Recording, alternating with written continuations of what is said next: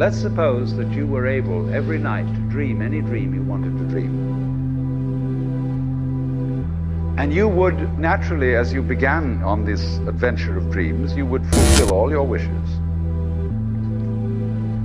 You would have every kind of pleasure. And after several nights, you would say, well, that was pretty great.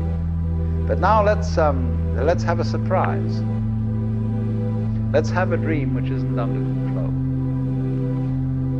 Well, something is going to happen to me that I don't know what it's going to be.